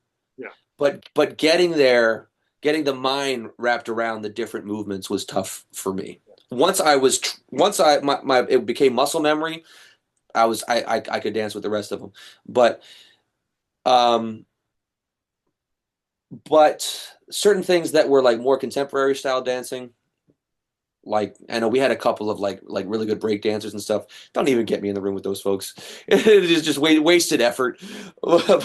But I mean, Andrew would come through. Andrew, the choreographer from Germany, Uh, um, came through, and I knew I used to piss him off because I was just some things I just would get right. I mean, and after a while, after working on it for an extended period of time, yeah. I had it fine, but no, it was always a little bit more difficult for me. But yeah, I think that the dancing, dealing with ego and the disciplinary actions of having ego in staging, that Yeah. was that was what made it closer to basic training for me. Yeah. Yeah, That makes sense. yeah. Um, this is always a tricky question, but I think I know what the answer. At least in my head, I'm predicting what the answer what you would give. What prior has influenced you the most? Terry Weeks, of course. So that was not even. Like uh, I said, I'm pretty sure I knew who it was. yeah, look, he's on the wall right Yeah. there. Yeah. This poster I stole from Resorts Casino in Atlantic City back when I was in high school. It was like Oh the wow. show, the show was over. They were gonna throw it out anyway. I just Yeah. ripped it. Well, You're actually, like, I'll my take friend it. and I ripped it Give out it of a up. frame. Yeah, Nice. it was one of those those frames of the casinos that had the backlighting. So when Yeah. this has backlighting, it's really really colorful. Yeah. That's pretty Anyway, cool. Yeah. but yeah, Terry, man, Terry, like man, it's been so long since we started talking about him, but I don't know what I've said already, but Terry was uh like I said, a huge influence on me. And if it wasn't for him, I would have never even. I don't think I would have joined the Air Force. Well, that was my next thought. If you had talked to him, you probably wouldn't have joined. Right? No, I mean, Yeah. let alone tops of blue, the Air Force, I Yeah. would have even made. And and um and I have to give credit to my late godfather Bruce Williamson Jr., who was a huge mentor for me in the entertainment world. He joined the Temptations in '07. He was let go in 2015. Um, but because of my relationship with him, that's how I even got to know Terry. You know, Okay. the Temptations being in my life since I was a young kid. Like I said, I first met them when I was 14. Um, if it wasn't for them, if it wasn't for them specifically, in any iteration of their lineup, right? Yep. I don't know who I would be as a person, you know?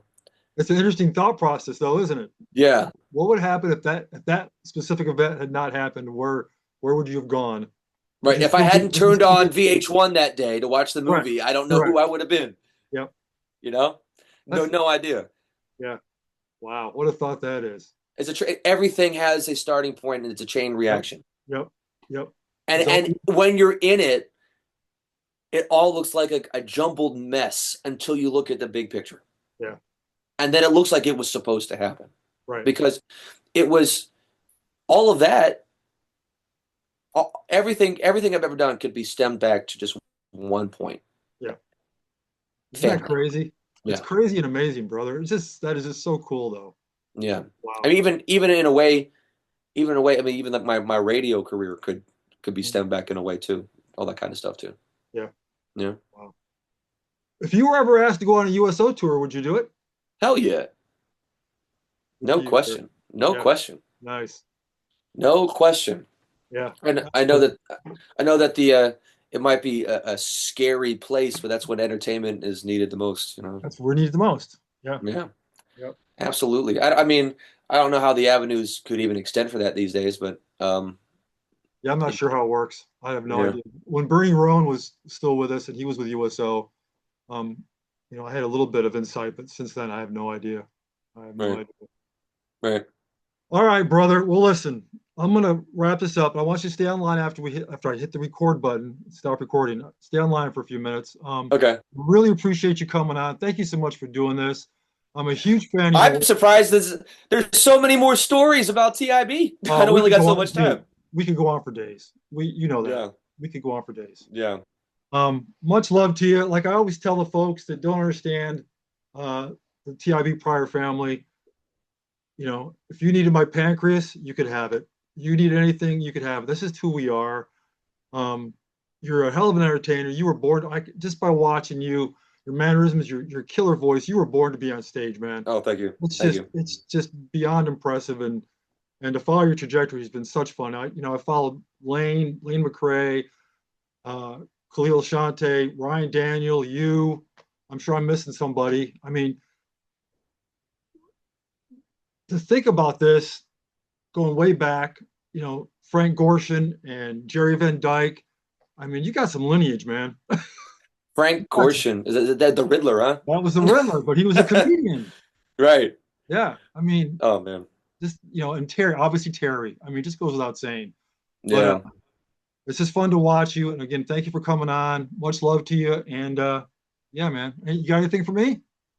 As far as like what I'm pushing? Anything you want to ask? Okay. Well, I do actually. I mean, what is your biggest? Oh man, we didn't even get to like really talk about. So when my tour was over, I got called back to be a part of Mission Audition had turned into Worldwide Talent Contest had turned into Mission Audition. Mission Audition. Yep. Right. So I was asked to come along as a judge, right? Mm-hmm. And I saw what the experience was there. Were you there at that last Mission Audition? Yeah. Okay. So what was the biggest difference between, actually, this could be a multi-level question. What was the biggest difference, having not gone to Worldwide myself, between Mission Audition and the Worldwide Talent Contest? Second part of that, and I mean like the most recent Worldwide Talent Contest before it became Mission Audition. Mm-hmm. What was the biggest difference between that grouping of contemporary audition processes and the Worldwide Talent Contest that you experienced? So, size and scope, everything became much smaller as the military got smaller and as the mission changes in the military.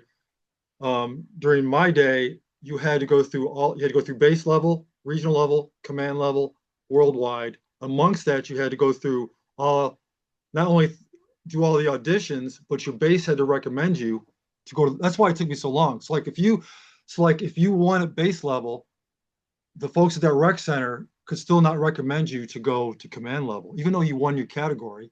Because if you could be Eddie Van Halen on the guitar, but if you're an asshole, they're not going to send you to represent the base. Right.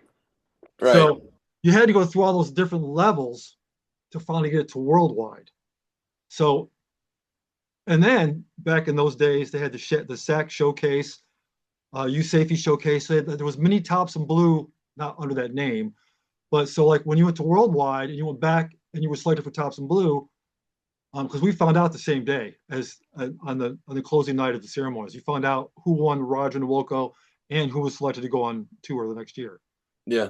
But you had to go through all those levels, and then in '91 they started doing videotapes. When in '91, they still had base level talent shows, but there wasn't. You didn't have to go back. You didn't have to go to the command and the regionals and blah blah blah blah. The tape went straight to San Antonio. My first worldwide was a videotape at the Recreation Center at the base level talent show. Same thing with my '92 when I got selected to go back to in '92. Was that a video submission that was shot when you were visiting a touring show of Tops and Blue? Or okay. Nope. Because they did that on our tour too. We had people shoot videos with our team or with someone from our tech team shooting for them as an audition. No, it was well, for me in '91, it was our recreation director, center director, had a small talent show, and she just rigged it for video and said, we're going to send those tapes in. And then San Antonio just called me, like they do with you. They called me and said, hey, we want to bring you to worldwide, not Tops and Blue, but just to worldwide. Right. So as you got to go straight on tour, people that sent in the videotapes from like Desert Storm up, you still had to get through the worldwide process, but not through all the command and regionals and base level stuff. Wow. And the size and scope, because back in the day, we were playing civic arenas in Florida and Tampa. The worldwides are huge. We had the finals, or we had the preliminaries, and then the finals. It was 3 nights of shows. I mean, it was monstrous. I mean, the techs came in a month early to build stages. Wow. It was unbelievably huge. There was merch stores on base. Edlin Air Force Base, you had appointments all day. You had your vocal audition on one side of the base, and you'd have your instrumental audition on the other side of the base. You'd have your interview with whoever, maybe chief or somebody else. Then you had your cattle call for the dance thing. I mean, it was all appointments at different areas on the base. And your performance was for the civilian population at the local civic center. Wow. Yeah, it was huge. My 91 talent show, 92 talent show worldwide. I'm not sure if I'm getting this exactly right, but one of the 2 worldwides, Barry White, Marianne from Gilligan's Island, the gal from Knight Rider. The judges for the preliminaries to decide who's going to be in the finals were all producers in the business. They were record execs. Wow. Wow. Yeah. That would have been something to see. Yeah. It was intense. It was 5 days of intense. Yeah. Did you get to, so you didn't go through worldwide, so you didn't have to interview with Chief. A lot of us had to interview with Tom. I didn't, ironically, but most of the vocalists had to interview with Tom and go through all the rest auditions. No, yeah. I didn't meet Tom until the first day of staging. Yeah. That was the biggest difference was size and scope and just the format to get to worldwide. Yeah. And then Tops and Blue became the judges. We became our own judges. So yeah. I have one Tom story I wanted to tell before we get out of here. Go. Okay. So when in our show we did YMCA. I was the cowboy and the village people in our show, right? And our first show, which is for basic trainees, my costume, cowboy shirt, full shirt, was fine. I come back the next day to our second show, see they had cut the sleeves off of my shirt. Now I'm 22 years old. Right. 6'4", 145. I What? was skinny. 145. I was skinny. I'm like 190 something now, but I'm then 175 right now.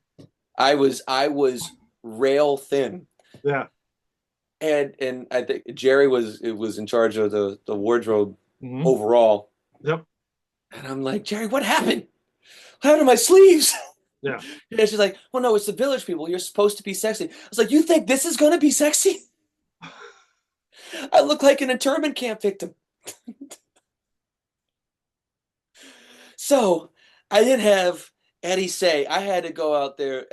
Man, it was like, it was like a makeshift scarecrow out there with like two broomsticks tied together. Right. Right. With I look like definitely like a basketball on a drinking straw. And so I the tour had progressed. I wasn't getting any bigger, Right. and we were doing a post-show review on the bus on the TV monitors, and this was the first and only time that Ed and Tom were both on the bus together while we were reviewing the show. Hmm. Tom had come out wherever we were. I forget where we were at the time, but he came out and he said something. He said something like, "We need to get you guys into the gym because Jesus Christ, it looks like McCarty needs physical therapy." I'm like, oh my. Get that guy a muscle suit. Do something. That's horrible. It's like I can't even get mad at him because these are the same complaints I had. Right. Like you're sharing my sentiment, just giving my damn sleeves back. Yeah. Can we please hide my arms, Yeah, please? please, Yeah. please. I mean, I'm still skinny now, but I'm not like that anymore. Yeah. So thank God, I got some weight on me, Yeah. which happens when your metabolism starts to slow down. Yes, it does. Yes, it does. And I was thinking back. So you were born in what year were you born? You're 33. 92. 92. So that was my 92. second worldwide. Oh That's wow, that's crazy to me. man! How many young folks have you? Man, not to categorize like that, that sounds insulting. But how many younger, like more of my ilk of TIBers have you been able to interview for this podcast so far? Um, oh, a few. I've had a few. Most of my stuff so far has been in the 2000s. I've had some 80 late 80s. I Hmm. had one from 78. Um, but most of the folks I've had have been like so far between the 2001 to 2014. Right. Oh, and you know what? I before we go, and I don't know if they watch this religiously, but I would be remiss if I didn't say because we were focusing a lot on Terry here Hmm. as far as like influences in Tops Yeah, and yeah. Blue. Yep. But there were a decent handful of people who had my back when I needed support, right? As far as like outside of my immediate team. Hmm. Daryl Harris. Daryl Harris being Terry Weeks' best friend, Yep. Terry Terry actually called Daryl and I to help me out Yeah. get get into TIB a little smoother, right? Yep. And so Daryl was already aware of who I was. He reached out to me on Facebook after I sent my package, right? And was someone I could call. I was talked to him on the phone several times before I even met him in person Hmm. because of my connection with Terry and him and Yep. Terry being best friends and everything. He had my back. Derek Wright, like Yep. I met him when we like I didn't meet him until the show landed at Andrews. Yeah. That He's me in that there. check that Yeah. checks out. Yeah. Okay. Derek Wright. The show had just finished and he came up to me and I was like, "Hi, I'm Kyle McCarty." He's like, "I know who you are," and and we conversed a bit and he was someone I could always go to. And when the recording contract thing happened with Otis, when I was recording with the Temptations, Hmm. Derek was someone, and Daryl. They're both were people that I could go to. And Edward Jones, after leaving the tour, he was supportive of me there too. But like, and I'm sure I'm forgetting some folks who are like a really big support. I feel guilty about leaving the majority of these folks out of the duration of these stories that we've been talking about. But it really um, it really TIB is something that people who weren't in it won't understand completely. How could you? Mhm. But it is very much those things, one of those things where it's like once you join the family, you stay. Correct.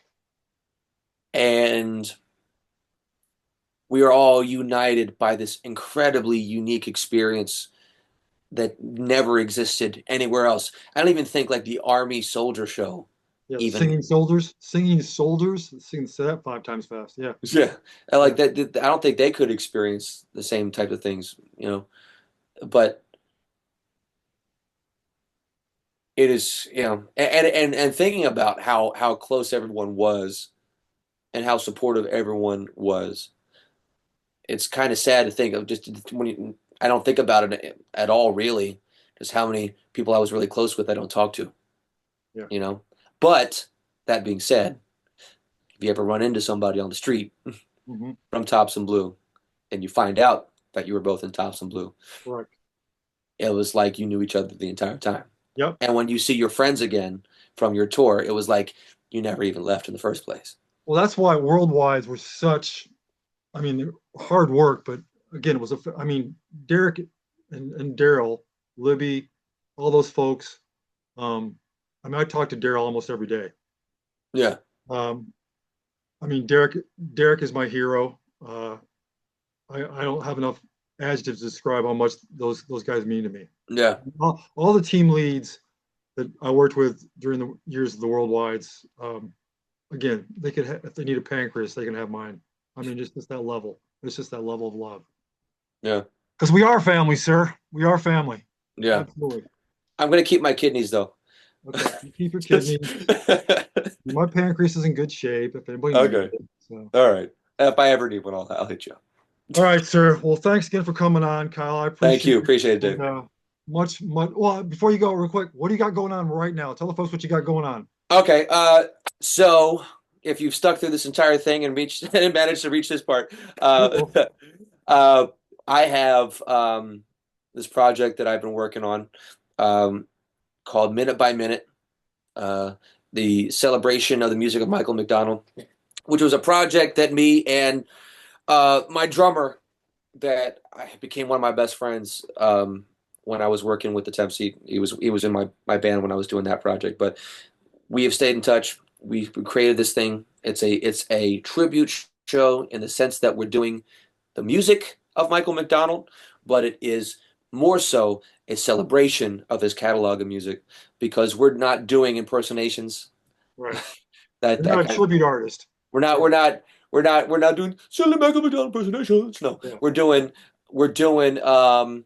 everything as authentically as we can while also being authentically ourselves Mhm. in a grand presentation of this body of work. And it's not just his stuff that he did by himself in his solo career and with the Doobie Brothers, but Mhm. also songs he contributed to for other artists as well, whether it be songs he just sang background on Right. Right. or helped write. So that we're talking like Peg, Steely Dan, Really, Yamo Be Dan. There with Yep. James, yeah, Yamo Be There with James Ingram, and one of the songs that surprises people a lot, "I'll Wait" by Van Halen.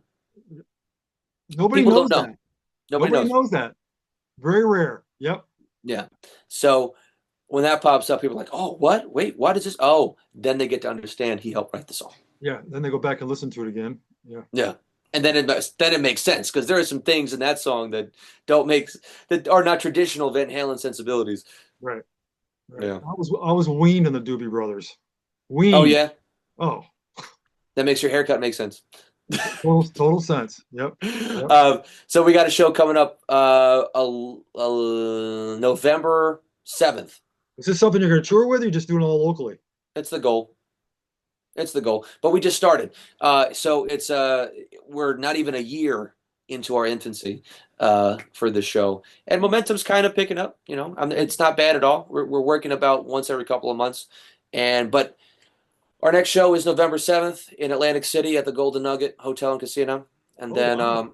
and then we have Ardmore Music Hall. We're double billing with a Steely Dan band on January 8th next year. And then we have a whole bunch of summer concerts and outdoor municipal shows in the works right now for next year. So people are starting to hear about it. So the inquiries are coming in. So Well, that's good. any link you want to send to me that I can put, on this, on the YouTube page, zing it. Absolutely. Yeah. Go to minutebyminutelive.com, people. There you go. Minutebyminutelive.com. I can't emphasize this enough, folks. You gotta watch this cat. He's a talent. He's a talent to beat. It's a force to be reckoned with, guys. Oh, thank you. Just unbelievable on stage, and I can't wait to see all your stuff that comes out. I'm like, okay, I'm clicking on that. Thanks, Dave. Such fun, such fun. All right, sir. Well, hang on for a minute, and much love to you, and I appreciate you coming on, Kyle. Thank you. Thank you very much for having me. All right, man.